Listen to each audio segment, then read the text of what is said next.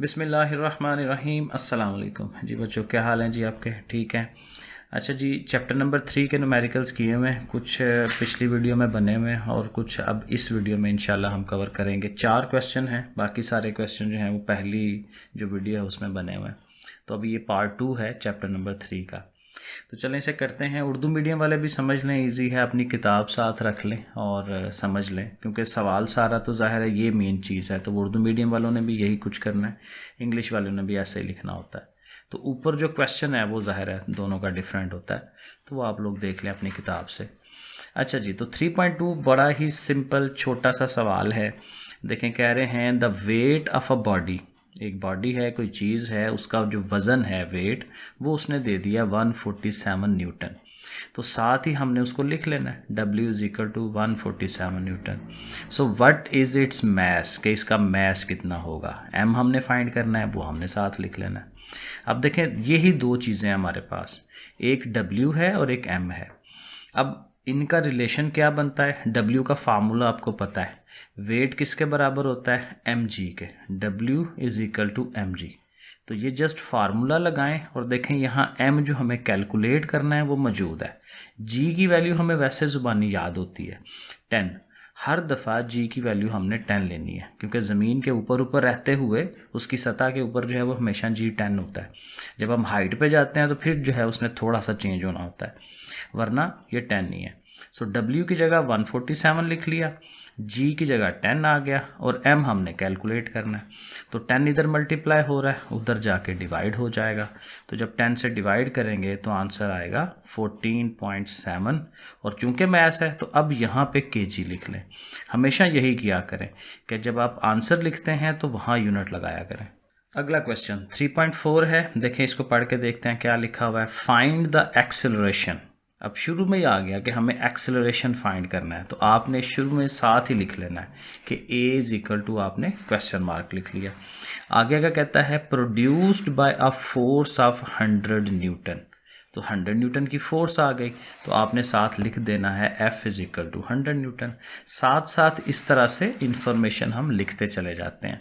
In a mass of 50 kg, तो M जो mess है वो कितना है 50, वो हम लिख लेंगे साथ। तो ये देखें ये आ गया।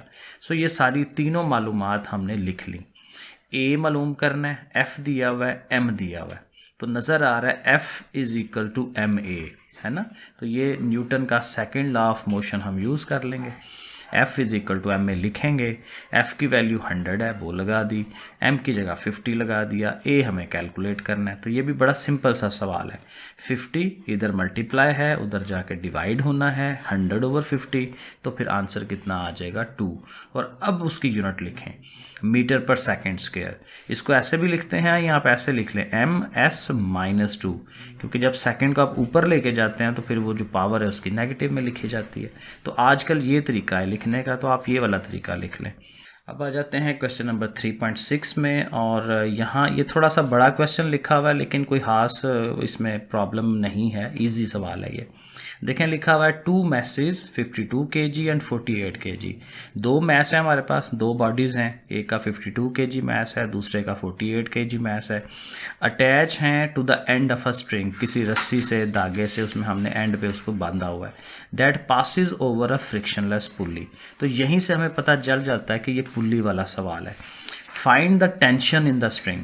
तो स्ट्रिंग के अंदर जो टेंशन T है, कैपिटल T, वो हमें फाइंड आउट करना है। And acceleration in the body when both the masses are moving vertically. Vertically move कर रहे हैं, फ्रिक्शनलेस पुल्ली है, क्योंकि फ्रिक्शनलेस जो पुल्ली है उसके दो तरह के सवाल हैं, दो तरह के सीन है हमारे पास। एक जहाँ पे वो वर्टिकल है और एक जहाँ पे वो हॉरिजेंटल है। तो ये आपने याद रखना है कि ये चूँकि वर्टिकल वाला सवाल है तो वर्टिकल वाले जो फार्मूले हैं वो यूज़ करने हैं, क्योंकि जो हॉरिजेंटल है वो उसके फार्मूले और हैं। बस ये है काम, बाकी मेन काम देखेंगे यही है। ये मैथ एक आपके पास M152 है और M248 है, और इनको हमने फार्मूलों में यूज़ कर लेना है।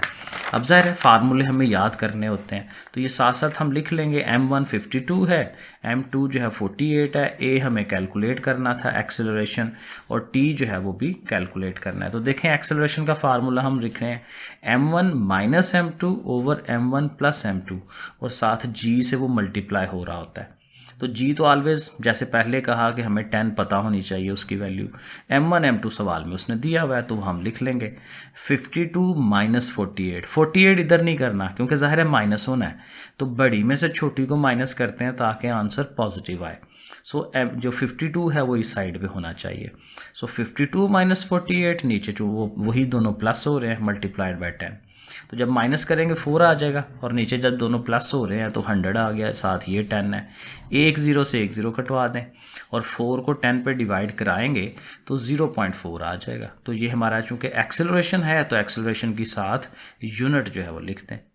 अब टेंशन वाली साइड पे आ जाएं तो टेंशन का फार्मूला लिख लेंगे 2m1 m2 over m1 plus m2।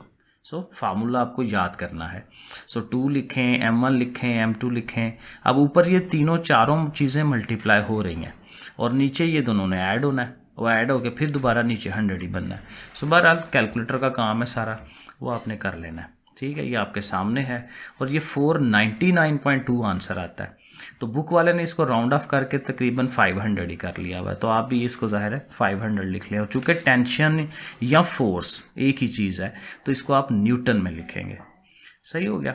अब ये साथ ही इसके दूसरा क्वेश्चन है 3.7 का, ये भी वही सेम चीज़ है, फ्रिक्शनलेस पुल्ली है, लेकिन यहाँ उसने साथ मेंशन किया है कि जो दोनों मैसेज हैं, एक मैस जो है टेबल के ऊपर पड़ा हुआ है और वो हॉरिजेंटली मूव कर रहा है। अब यहाँ हॉरिजेंटली है तो फिर ज़ाहिर है हॉरिजेंटली वाले फार्मूले हमने यूज़ करने हैं। सो देखें चीज़ें वही हैं, एक्सेलरेशन फाइंड करना है और टेंशन फाइंड करनी है। अब जहाँ देखें एक्सेलरेशन का फार्मूला डिफरेंट हो गया, m1 है सिर्फ ऊपर, पिछले में यहाँ पे था m1 माइनस m2, यहाँ पे सिर्फ m1 है, तो ये फार्मूले में फ़र्क है। ठीक है, तो 24 ऊपर आएगा, छोटा जो मैस है वो ऊपर आना है। ठीक है, बड़ा वाला मैस ऊपर नहीं रखना, ये टोटका याद रख लें, जो स्मॉलर मैस है उसको ऊपर रखेंगे आप। ठीक है, और नीचे 24 प्लस 26 दोनों को प्लस करना है, मल्टीप्लाइड बाय वही 10 जी की वैल्यू 10। तो आप ये कैलकुलेट करें तो आपके सामने कैलकुलेटर से ज़ाहिर करना है 4.8 आ जाएगा। डन हो गया। और इसी तरह से टेंशन वाला फार्मूला जो है वो लिख लें। सो ये देखें टेंशन का फार्मूला लिख रहे हैं, m1 m2 साथ g है, ये तीनों मल्टीप्लाई हो रहे हैं और नीचे ये दोनों प्लस होंगे। सो ये लिखा सारा, तीनों को ऊपर मल्टीप्लाई किया, नीचे प्लस होके 50 है, 50 पे आप डिवाइड कराएं, ये आ गया। और अगेन चूंकि ये टेंशन है तो ये न्यूटन्स में आती है और इसको भी उसने राउंड ऑफ किया हुआ है, 124.8 है। ठीक है, तो 0.8 है तो जाहिर है कि ये 125 पे चला जाएगा। सो 125 न्यूटन। ठीक है जी, तो ये डन हो गया सारे। ओके फिर बच्चों, अल्लाह हाफिज़।